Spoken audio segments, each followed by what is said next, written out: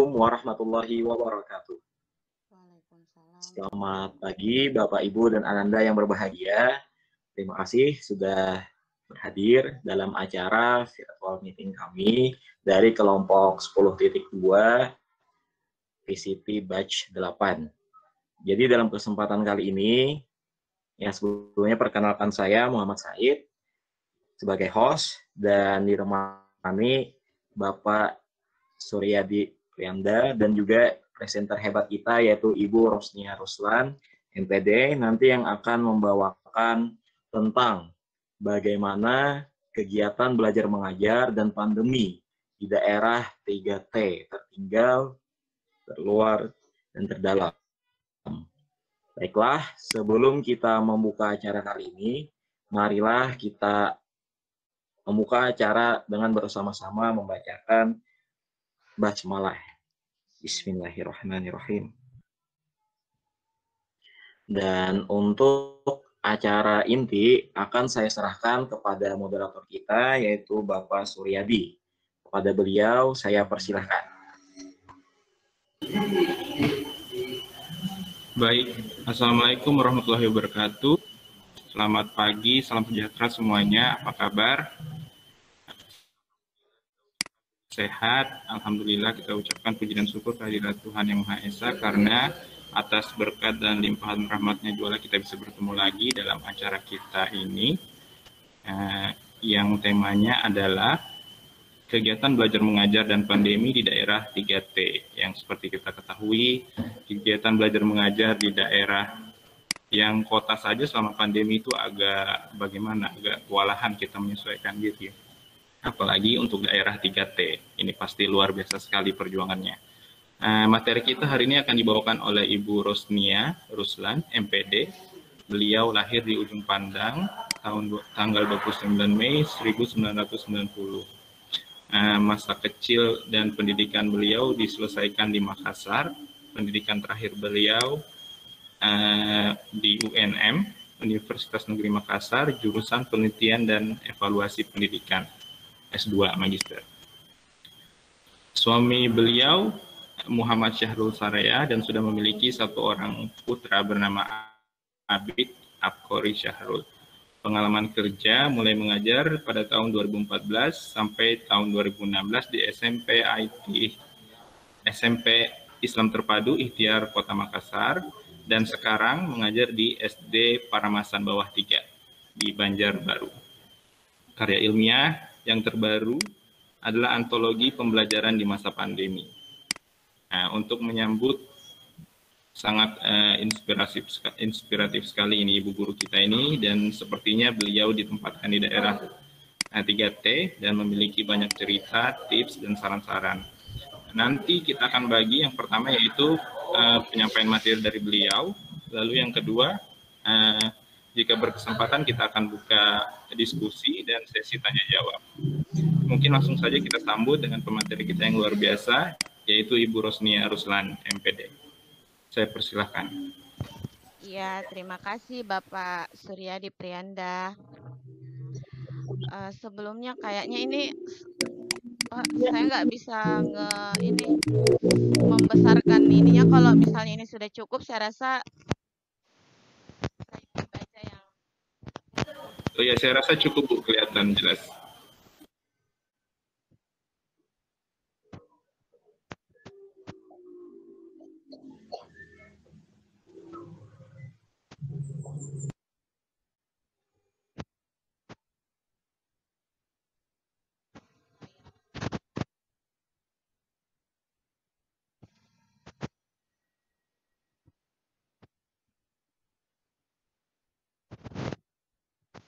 Apakah suara? Kalau di tempat saya mungkin pengaruh sinyal Bu, suaranya agak kurang jelas di sini. Nggak tahu kalau teman yang lain mungkin ada yang bisa beri pendapat. Iya.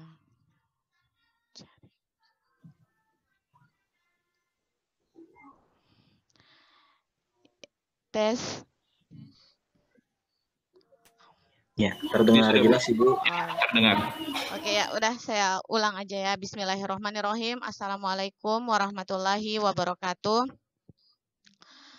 Waalaikumsalam warahmatullahi wabarakatuh. Terima kasih atas kesempatan yang diberikan kepada saya oleh host dan moderator.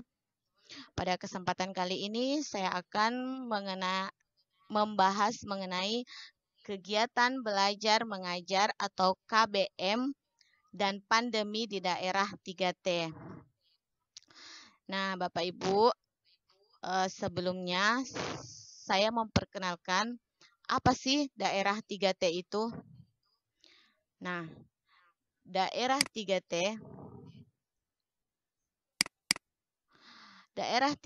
adalah daerah yang masuk pada kategori terluar, tertinggal, dan terpencil. Bahasanya saja sudah menyeramkan ya, Bapak Ibu. Tapi sebenarnya ketika kita sudah berada di sana itu yang paling luar biasa itu adalah antusiasme dari masyarakat sekitar ketika kita datang ke sana. Yang berarti itu adalah sebuah pengharapan bagi mereka terhadap kita. Jadi tidak semenyeramkan kata-katanya. Terluar, tertinggal, dan terpencil itu tidak semenyeramkan seperti itu. Jadi di sana itu masyarakatnya sangat welcome terhadap kita, sangat menghargai kita, apalagi kita adalah seorang pendidik, itu luar biasa penghargaannya kepada kita. Kemudian saya lanjut, apakah di daerah 3T ada sekolah? Iya, tentu ada. Dengan segala fasilitas dan keterbatasannya. Jadi di sana itu ada sekolah, Bapak Ibu ya. Saya teringat dengan kata-katanya Pak Anies Baswedan yang mengatakan bahwa tunjuklah satu titik yang ada di peta ketika di sana masih ada anak-anak yang hidup, maka di sana masih ada harapan untuk bangsa Indonesia. Jadi luar biasa sekali ya Bapak Ibu. Kemudian bagaimana dengan tenaga pengajar di sana? Ya, seperti kita ketahui bahwa tenaga pengajar di daerah 3T pada umumnya belum cukup memadai. Akan tetapi masih bisa diimbangi dengan adanya kebijakan daerah yang mengangkat guru tetap non-PNS dan guru honorer sebagai guru untuk mengajar di sekolah. Kemudian, seiring berjalannya waktu, tenaga pengajar pun kian bertambah dengan adanya kebijakan dari pusat yang dilanjutkan oleh kebijakan daerah. Jadi, dulu memang awalnya itu di sana gurunya itu masih sedikit. Mungkin hanya ada 2, hanya ada 3. Nah, seiring dengan berjalannya waktu, kebijakan daerah itu mengangkat yang namanya guru tetap non-PNS, tetapi dengan syarat itu ada kualifikasi pendidikan. Jadi kebanyakan gurunya itu masih dari luar. Ketika memang ditetapkan harus ada kualifikasi pendidikan, karena kita ketahui bersama bahwa daerah 3T itu sumber daya manusianya itu masih kurang, Bapak Ibu sekalian, sehingga daerah itu mengangkat guru tetap non-PNS. Nah, kemudian guru honorer di sini kami sendiri di wilayah 3T itu masih tetap mengangkat yang namanya guru honorer tamatan SMA. Nah, kenapa kita angkat yang tamatan SMA?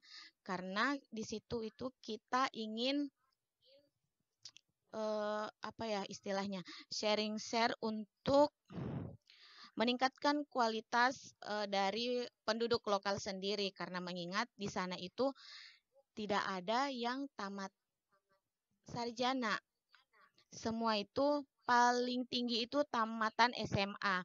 Jadi bagaimana kita memanfaatkan tenaga lokal sambil diberi pembelajaran atau sambil kita beri motivasi untuk bagaimana dia bisa kuliah atau lanjut.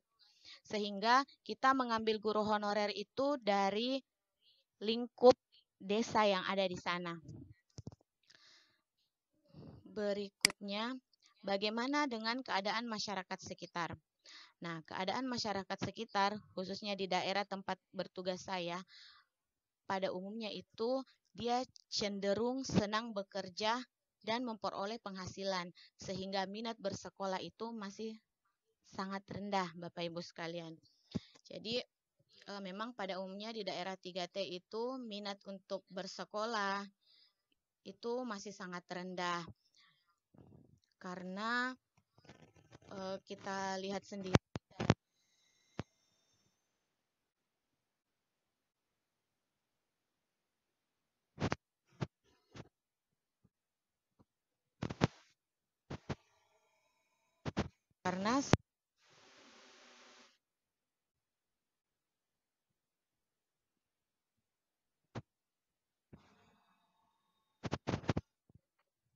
karena secara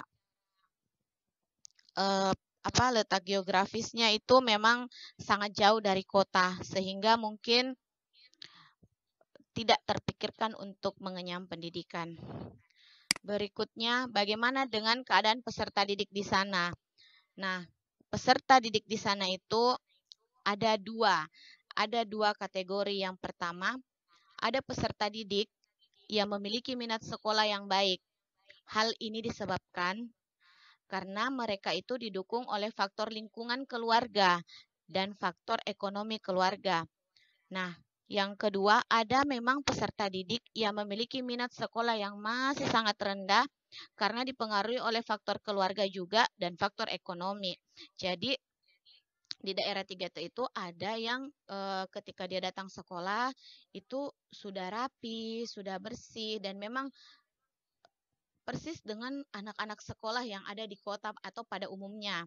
Tetapi memang sebagian besarnya itu masih menggunakan seragam seadanya, masih dengan segala keterbatasannya. Untuk itu kita di sana itu harus benar-benar mengerti bagaimana dia dan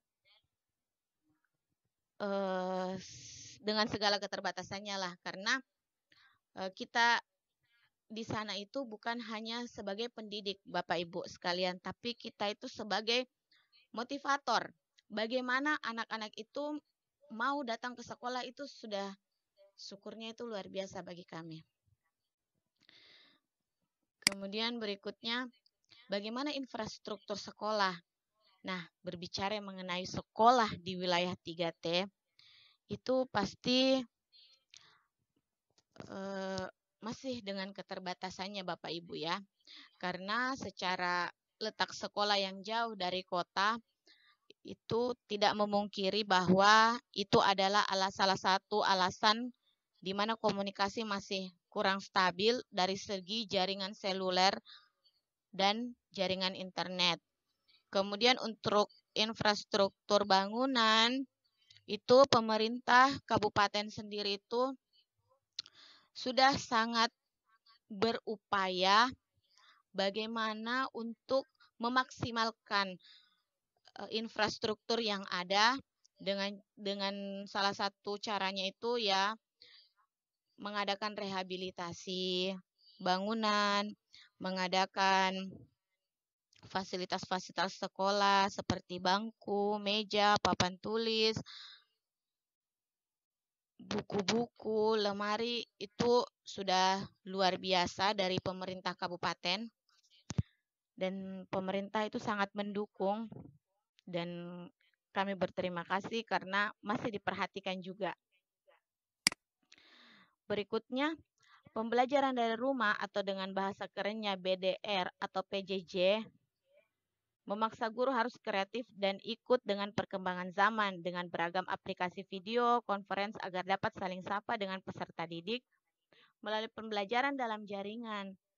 Namun untuk daerah 3T masih terus berupaya dalam pengadaan jaringan internet dan jaringan seluler. Hal inilah yang menjadi salah satu kendala terbesar di wilayah 3T pada saat pandemik ini. Kemudian lantas bagaimana cara sekolah menyikapi pandemi ini? Nah, karena di wilayah 3T, istilah-istilah BDR, belajar dari rumah atau PJJ, itu kurang bisa diterapkan, mengingat terkendala jaringan sehingga menghambat proses-proses pembelajaran yang selama ini rutin kami lakukan di sana.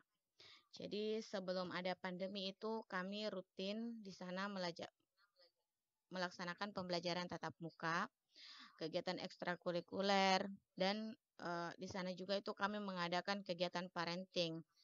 Kenapa di sana kami mengadakan kegiatan parenting? Karena kami rasa bahwa tidak hanya siswa atau peserta didik saja di sana yang membutuhkan edukasi, tetapi orang tua juga itu butuh kami edukasi untuk bagaimana mereka mengizinkan anak-anaknya bersekolah dan mengenyam pendidikan, sehingga kita harus secara perlahan untuk bagaimana mengedukasi masyarakat atau orang tua dari peserta didik kami sendiri itu. Jadi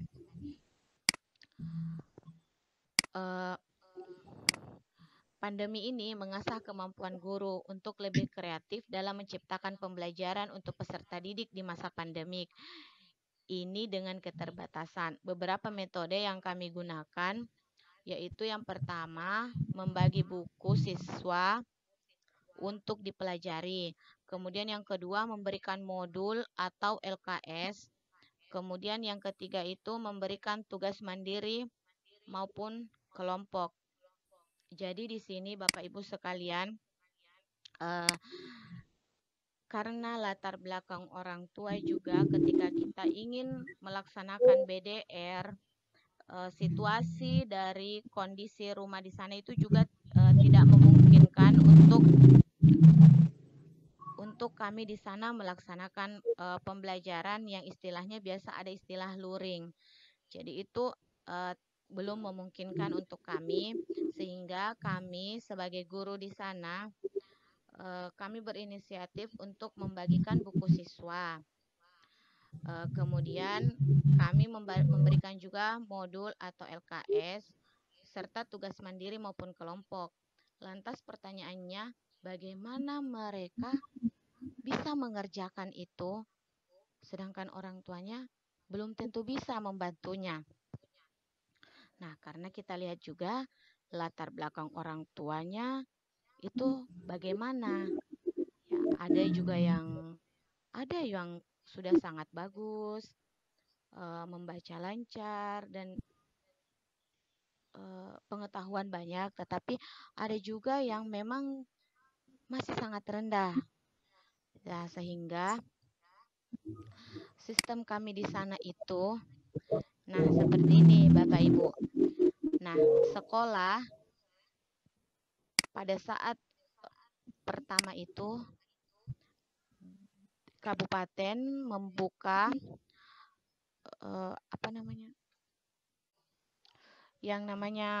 boleh 25% pengajar boleh berada di sekolah. Nah, itu memberi kesempatan kepada kami untuk bergantian masuk ke sekolah. Nah, di sana itu kami mengadakan yang namanya posko jawab, Bapak Ibu. Posko jawab itu guru bergantian menerima murid yang datang untuk bertanya. Nah, kalau Bapak Ibu bilang, kenapa ibu-ibunya nggak pergi ke rumah-rumah murid? Nah, yang pertama itu memang sangat tidak memungkinkan. Yang kedua itu memang masih ada larangan. Yang ketiga itu kami berjaga ya Bu, karena kalau kami dari luar kemudian tiba-tiba langsung masuk ke rumah-rumah penduduk itu resikonya terlalu besar. Jadi kita mengadakan posko jawab yang ada di sekolah, sehingga guru yang bertugas di sana, bertugas piket, itu bertugas pula menerima siswa untuk bertanya ataupun sekedar memberikan tugas, karena tugas itu kami kumpulkan di satu guru atau di satu guru, kemudian guru yang bertugas tersebut itu membagi LKS atau modul atau tugas apapun itu yang diberikan oleh wali kelasnya, kemudian dibagi. Nah, setelah itu kami membuka posko untuk siswa-siswa yang ingin bertanya. Jadi itu biasa kami izinkan 2 atau 3 siswa untuk masuk ke dalam kelas, dan di situ kami melayani siswa untuk bagaimana mereka bisa memperoleh pendidikan yang baik. Nah, berikutnya untuk kelas tinggi itu mungkin ya kita bisa menggunakan tutor sebaya. Jadi mungkin hanya ada 3 orang, kemudian nanti temannya itu menjelaskan kepada temannya yang lain. Tapi untuk kelas rendah itu sendiri itu sangat tidak memungkinkan ketika kita menggunakan tutor sebaya. Nah, untuk rame-rame datang ke sekolah juga itu tidak boleh. Jadi di situ awal mulanya itu kami sangat kewalahan, karena di mana kelas rendah itu adalah kelas yang menjadi perhatian, di mana mereka baru beranjak belajar membaca, di mana kelas 1 itu baru mengenal huruf. Berbeda dengan yang di kota, Bapak Ibu. Misalnya kelas 1 itu dites untuk masuk, ada yang sudah bisa membaca. Nah, tapi kalau kita di sana itu memang sekolah adalah tempat tergantungnya peserta didik untuk belajar. Jadi ketika kelas 1 mungkin ada yang baru mengenal huruf, mengenal angka. Jadi sehingga kita sebagai guru itu bingung, Bapak Ibu. Ini gimana? Nggak bisa pakai tutor sebaya. Kalau untuk kelas 3, 4, 5, 6 mungkin sudah bisa. Tapi untuk kelas 1, 2 itu masih sangat jauh dari kemungkinan untuk bisa menggunakan tutor sebaya. Mau berlama-lama di sekolah juga itu nggak boleh. Jadi itu dilema dari seorang pengajar yang berada di wilayah 3T. Nah, berikutnya, kemudian peraturan kedua, Kabupaten Banjar itu mengeluarkan 50% pengajar boleh berada di sekolah. Nah, jadi ketika 50% itu ya sudah senang. Yang pertama itu kami piket itu ya sudah ada 4 atau 5 guru yang ada di sana, bukan lagi 2 atau 3. Jadi kalau 5 orang itu kita bisa berbagi. Nah, peserta sampai saat ini pun peserta didik tidak diperkenankan berada di sekolah. Tapi mau bagaimana lagi dengan segala keterbatasan, tetapi kita memanggil siswa tetap dengan protokol kesehatan. Kalau mereka tidak memiliki masker, kita memberikannya masker, menyuruhnya cuci tangan dulu untuk baru masuk ke sekolah. Nah, karena itu hanya berlaku pada daerah tugas saya, sehingga saya melakukan yang namanya observasi kecil-kecilan, Bapak Ibu. Nah, bagaimana keadaan dengan rekan-rekan guru yang lain yang misalnya berbeda dengan tempat tugas saya. Nah, ternyata masih sama juga, Bapak Ibu. Masih tetap melakukan pemberian modul dan tetap ada yang namanya pembelajaran tatap muka, walaupun tidak semua siswa, dan pembelajaran tatap muka tersebut tidak seperti kita mengajar di sekolah, tapi kita secara pribadi ke anak-anak saja, dan tetap harus ada pembelajaran yang berlangsung di sekolah. Nah, berikutnya, ini tadi tugas dari posko jaga itu sendiri. Yang pertama, dia bertugas sebagai piket di sekolah, bertugas sebagai pendistribusi fasilitas belajar yang telah dibuat oleh masing-masing guru atau wali kelas, dan bertugas sebagai fasilitator mengenai tugas-tugas yang diberikan.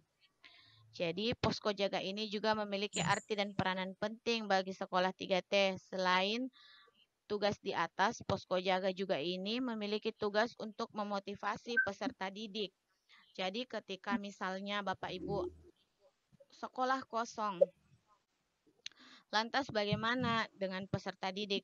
Belum tentu ketika dimulai pembelajaran itu pesertanya berbondong-bondong datang ke sekolah, belum tentu Bapak Ibu. Mengedukasi siswa saja itu untuk datang ke sekolah itu luar biasa perjuangan untuk kami, sehingga kita sebagai guru itu tidak boleh menurunkan motivasi anak. Jadi bagaimanapun itu kita harus ada di sekolah untuk memotivasi anak, sehingga anak tersebut itu masih melihat bahwasanya oh di sekolah ini masih ada loh kehidupan, masih ada belajar mengajar, guru kita masih ada gitu. Karena memang daerah terpencil itu guru itu apa ya Pak? Guru itu ya menjadi semangat mereka. Nah, sehingga kami sebagai pendidik di sana itu juga merasa senang dan merasa tidak terbebani ketika kita berada di sana, karena itu tadi harapan murid ke kami itu luar biasa besarnya Bapak Ibu, sehingga perjuangan kami itu tergantikan oleh besarnya harapan yang ia gantungkan kepada kami pendidik di wilayah daerah 3T. Mungkin sekian dan terima kasih. Salam maju mencerdaskan bangsa. Assalamualaikum. Saya serahkan ke moderator. Baik, terima kasih sekali Ibu Rosnia atas paparannya yang sangat luar biasa, menginspirasi sekali. Ada beberapa yang saya ingat di sini yang saya beri catatan kecil. Sepertinya kalau masalah seperti minat sekolah warga lokal rendah, terus masalah jaringan, sepertinya itu kita satu Indonesia Raya mengalami itu. Walaupun saya pernah mengajar di kota, itu masalah jaringan tetap ada. Padahal kalau dipikir di kota kurang apa jaringannya gitu ya. Tapi tetap ada ya, karena bisa saja dari handphonenya atau kartunya rusak dan ini. Terus yang paling saya menyita perhatian saya tadi yang ada posko jaga itu tadi. Kita sebagai guru kan biasanya itu jadi kreatif ketika ada kebutuhan atau karena sudah kepepet, aduh gimana. Kalau sementara di sekolah Ibu sendiri itu munculnya posko jaga itu atas inisiatif bersama atau ada Ibu sendiri atau bagaimana ceritanya itu dulu? Pastilah dari beberapa guru. Awalnya kan mulai mungkin dari beberapa kami, mungkin yang melihat keadaan kan ini gimana ini kan nggak bisa kayak gini, masa kita cuman membawa tugas saja kemudian kasih ke anak-anak. Nah ini anak-anak isinya apa gitu kan, isinya dia mau ngasih apa kan, aduh pusing, apalagi nih yang untuk kelas 1, untuk kelas 2, aduh ini mau digimanakan kan ya, sehingga di situ gimana ya, gitu kita buat istilah ini aja deh, posko jaga. Jadi guru itu tidak hanya piket, jadi bukan hanya datang ke sekolah saja kemudian mondar-mandir di sekolah, itu tidak. Jadi kami berikan tugas untuk, jadi misalnya ya Bapak Ibu ada 2 orang guru yang bertugas pada hari Senin misalnya. Senin ada 2 orang guru, misalnya Senin Selasa itu ada 2 orang guru yang bertugas. Jadi jadi hari Jumat Sabtu itu kami semua guru-guru yang tidak piket itu kami memberikan tugas kami itu ke yang piket. Kita berikan pekerjaan kami itu ke yang piket. Jadi sudah kami itu memang membuat LKS itu dengan sangat biasa sekali untuk bagaimana siswa itu bisa mengerti. Jadi kami di situ berpikir kemarin, Bu, gimana Bu, kita buat posko jaga aja di sekolah. Oh iya, dengan ketentuan-ketentuan yang tadi saya berikan. Berarti guru jaganya itu nanti dikasih materinya dan tugasnya itu berarti guru jaga harus siap menjawab pertanyaan anak yang datang pada hari itu, Bu, ya? Iya, betul. Harus siap. Bergantian, Bapak. Iya. Berarti sangat luar biasa sekali perjuangannya ini, Bu, yang guru jaganya ini. Iya, besar sekali. Oke, mungkin harus menguasai seluruh mata pelajaran ini Iya, kayaknya. makanya itu kami mengatakan kepada guru-guru yang lain untuk jangan memberikan yang terlalu sangat susah, karena itu bisa menurunkan motivasi anak. Sedangkan tujuan utama kita adalah memberikan anak motivasi agar dia bisa tetap sekolah, agar anak tetap mengenal yang namanya pendidikan. Jangan sampai hanya karena pandemi ini anak sudah terbuai dengan kerja, menghasilkan uang. Karena kan di sana Pak, misalnya bawa-bawa kayu aja itu udah menghasilkan uang. Sehingga untuk menarik minat anak untuk ke sekolah itu luar biasa bagi kami. Jadi saya bilang ke guru-guru, kita cari amannya aja, bagaimana anak ini mau untuk mengenal pendidikan, itu aja. Oh iya, berarti sangat penuh perjuangan sekali, Bu, ya, di sana. Dan kalau boleh saya tanya satu lagi, Bu, itu kan tadi ada yang minat warga lokal itu sangat rendah, ya mereka mengutamakan kerja. Berarti kalau murid Ibu usia SD ada yang bekerja, maksudnya ikut orang tua, begitu berarti di kampung? Oh iya, itu sudah.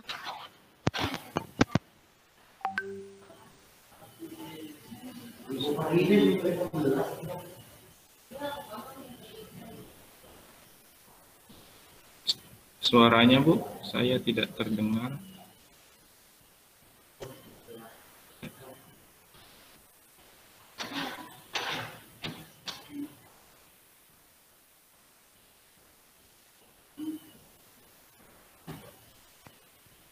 Halo, kalau saya pakai ini kedengaran Kak? Enggak. Iya. Halo, kalau saya Iya, pakai ini kedengaran Kak? Enggak, Bapak. Yang satu aja. Ya, saya pakai yang satu aja. Bisa diulang pertanyaan? Bisa diulang pertanyaan? Iya.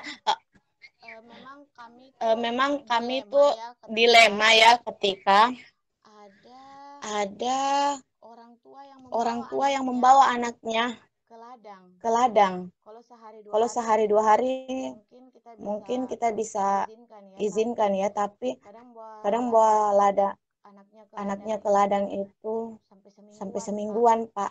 Apalagi kalau musim panen. Iya. Itu menjadi kendala bagi kami. Kalau dari sekolahan Ibu sendiri mungkin ada cerita yang supaya bisa menginspirasi kita gimana tips dan triksnya supaya mereka itu lebih suka ke sekolah. Mungkin gimana itu? Soalnya di daerah saya sendiri pun dia kemana ditanya katanya ikut panen sama orang tuanya gitu dulu. Nah, kalau dari Ibu sendiri mungkin ada tips-tipsnya supaya anak-anak itu lebih memilih ke sekolah daripada bantu orang tuanya. Karena sebetulnya bantu orang tua juga boleh, cuman kan ada batasnya. Kalau sehari, 2 hari mungkin bisa. Ya. Tapi kalau sampai seminggu gitu kan, ketinggalannya kan agak banyak gitu. Untuk mengajarnya juga susah sekali. Ya. Gimana kira-kira itu? Ya, kalau kami memang itu bagaimana sekolah itu menyenangkan. Jadi kami buat sekolah itu semenyenangkan mungkin untuk mereka. Kadang Pak, Bu, anak-anak itu suka olahraga. Jadi kami belikan basket, bulu tangkis, apalagi namanya bulu tangkis, raket dan bulu. Kemudian kami persilahkan kepada anak-anak untuk bagaimana dia bisa menggunakan fasilitas sekolah dengan baik. Dan alhamdulillah cara yang pertama itu anak-anak rajin datang ke sekolah. Kemudian cara yang kedua itu kami membuat yang namanya kompetensi seni Bapak Ibu. Jadi itu kadang kami lakukan sore hari.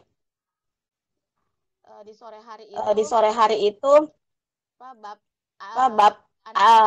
anak-anaknya itu senang untuk mengikuti kompetensi menari misalnya, atau apa ya kemarin itu, kadang juga menggambar. Nah, selain anak-anaknya, kami juga setiap hari Jumat mengajak orang tuanya untuk senam bersama Bapak Ibu. Jadi kadang itu sampai jam 9 pagi, orang tuanya itu senang juga di sana, sehingga kita turut andil untuk mengedukasi masyarakat sekitar agar mengizinkan anaknya untuk bisa ke sekolah. Oke, Paling terima kasih cara sekali. itu. Iya, berarti anak-anak dibuat pokoknya senyaman dan sekolah menyediakan ekstra kegiatan-kegiatan yang sifatnya itu menarik minat supaya nggak bosan gitu ya. Termasuk tadi sangat menarik sekali orang tuanya diajakin senam bersama, karena kan biasanya kalau di daerah agak jauh dari kota kalau ada kegiatan ramai gitu pasti minatnya datang gitu. Ayo datang bareng-bareng sini ramai ada senam gitu. Apalagi di musim pandemi ini kan kita diwajibkan olahraga, senam gitu. Wah, sangat luar biasa sekali nih ceritanya hari ini. Dan untuk teman-teman yang lain atau peserta dan instruktur yang ingin bertanya mungkin bisa langsung, karena saya lihat di kolom chat ini ada beberapa pertanyaan, jadi kita langsung masuk ke sesi tanya jawab ya. Kalau ada yang mau tanya langsung mungkin dipersilahkan Bapak Ibu.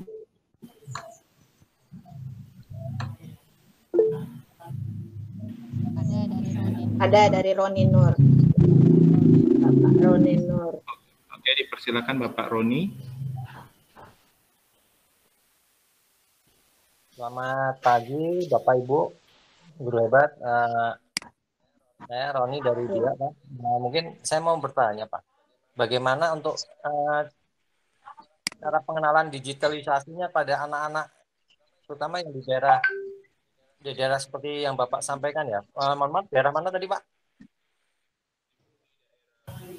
Ibu di daerah Banjarbaru SDN Paramasan bawah 3. SDN Paramasan bawah 3 di daerah Banjarbaru Bu ya. Banjarbaru mana Pak? Kabupaten Banjar Pak, Kalimantan Selatan. Kabupaten Banjar. Ya, Bu, ya. Mungkin tidak berbeda jauh dengan yang di BIA di sini Pak ya. Mungkin saya perlu untuk sharing bagaimana untuk mengenalkan teknologi digitalnya pada anak-anak, terutama untuk anak-anak SD. Mungkin jelas mungkin kalau di Banjar akan lebih tingkat pemahamannya akan lebih baik dibandingkan di BIA ya Pak ya. Mungkin bisa kita pakai gunakan pola-pola yang Bapak dipakai untuk di kita di BIA ini Pak. Mungkin itu aja pertanyaan saya Pak. Terima kasih Pak. Iya. Oke, terima kasih Pak Roni. Di Biak berarti di daerah Papua kalau nggak salah ya? Di Biak. Ya. Mungkin inti pertanyaannya tadi gimana mengenalkan modernisasi, digitalisasi kayak Google Classroom dan lain-lainnya gimana ke masyarakat atau siswa-siswi yang di pedalaman. Mungkin bisa langsung dijawab Bu Rosnia. Oke, iya. Terima kasih, pertanyaannya sangat baik. Jadi bagaimana kami memperkenalkan digitalisasi kepada peserta didik kami itu? Jadi kan di sana itu alhamdulillah karena pemerintah kabupaten kami itu, terutama dinas pendidikan itu sangat mensupport, sehingga kami itu ada proyektor, dibelikan proyektor. Nah sehingga kami itu dari kota misalnya turun pada hari Sabtu Minggu, kami membawa misalnya film edukasi atau bagaimana cara belajar menggunakan YouTube. Jadi itu kami download. Setelah itu, kami perkenalkan di sana. Kami menggunakan proyektor sehingga tampak besar, sehingga di situ anak-anak ternyata ada seperti ini. Karena di sana anak-anak juga sudah mengenal handphone, sehingga kami tinggal memberikan, oh kalau handphone itu, nak boleh fungsinya belajar seperti ini bisa. Kayak yang di kota itu sudah pakai seperti ini. Cuman karena kita belum pakai jaringan, belum ada jaringan di sini, belum ada jaringan internet, sehingga kita pakai ini dulu nak. Ibu sudah download, ada yang seperti ini. Nah, kita kasih ke mereka. Seperti itu. Oh ya, berarti menggunakan aplikasi pendidikan yang basisnya tidak terhubung ke jaringan, Bu ya, yang offline berarti ya? Iya, pasti yang offline. Iya, karena saya rasa untuk anak SD ada beberapa aplikasi yang cocok, yang offline, yang bisa untuk pendidikan sekalian.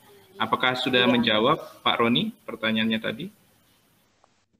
Baik Pak, mungkin itu mungkin dari tempat Ibu itu ibaratnya mungkin sebagian besar siswanya sudah punya HP ya Bu ya? Ada yang punya HP. Ada yang punya HP, nah. Tapi ada juga yang tidak. Oh, ada yang tidak ya. Jadi ada. Jadi polanya itu ya, cara pengenalan. Terus kalau dalam proses pembelajarannya bagaimana Bu? Kalau misalnya kan kita di sana kan pembelajaran sistem online itu. Iya. Itu penerapannya bagaimana? Ya makanya itu tadi Pak. Kami sebagai guru itu mengadakan yang namanya posko jaga. Istilah BDR atau PJJ itu tidak memungkinkan untuk kami lakukan di sana, sehingga kami bergantian Bapak Ibu, karena untuk masuk tiap hari juga itu tidak diperbolehkan, sehingga kami bergantian, dan alhamdulillah itu bisa mengcover, walaupun itu tidak 100%. Iya, mungkin tadi Pak Roni ini agak bergabung di tengah karena terkendala jaringan, jadi ya belum menyimak dari awal. Mungkin tadi ya, jadi udah dijawab sama Ibu Rosnia lagi ya. Nah, adakah yang lain lagi yang mau ditanyakan Pak Roni atau yang lainnya? Mungkin itu aja Pak. Mungkin kalau di kita mungkin lebih parah dibandingkan yang di Banjar ya. Iya, mungkin di Biak itu kasusnya mungkin bisa dikalikan 2 atau kalikan 3 lagi mungkin. Iya, kalau kita guru yang ibaratnya jangankan untuk beli HP, untuk makan aja susah rata-rata. Jadi akhirnya guru yang mendatangi siswa berkelompok begitu. Jadi hampir mutlak pembelajaran secara online itu total tidak bisa dilaksanakan. Sama yang di pelosok itu. Begitu juga kita. Terima kasih Bu. Mungkin dari Bapak Ibu hebat yang lainnya, apakah ada yang mau ditanyakan dari instruktur atau dari peserta? Kalau tidak, saya akan bacakan pertanyaan dari Pak Ujang Koswara. Pak Ujang bertanya, apakah di wilayah 3T menggunakan blended learning atau full tatap muka? Ya, blended learning ini kalau di kami dikenalnya istilah daring luring. Akhirnya siswanya baring katanya. Nah, apakah ada sedikit online-nya atau full tatap muka saja? Itu gimana? Ya. Sebenarnya untuk full tatap muka itu tidak, karena kami hanya menerima siswa yang datang untuk bertanya. Tetapi kami memang memotivasi siswa untuk datang bertanya. Sehingga kalau untuk full tatap muka tidak, paling kami pribadi ya, dari guru ke murid yang satu, murid yang berikutnya. Karena untuk online itu sangat tidak bisa, sehingga harus ada pembelajaran, sedangkan tatap muka itu sendiri itu belum boleh diizinkan, sehingga itu tadi kami adakan posko jaga, di mana yang piket itu yang bertugas gitu. Iya. Pak. Iya, jadi sepertinya posko jaga itu nanti siapapun yang butuh bantuan atau penjelasan atau ya tips-tips gitu nanti bisa ke situ, kayak ini gimana Bu mengerjakannya, ya seperti itu ya. Terus masih dari Pak Ujang, beliau menanyakan apakah di wilayah 3T ketat juga seperti di kota-kota besar pembatasan aktivitasnya. Itu gimana Bu kalau dari Ibu? Kalau sepertinya saya tadi ya.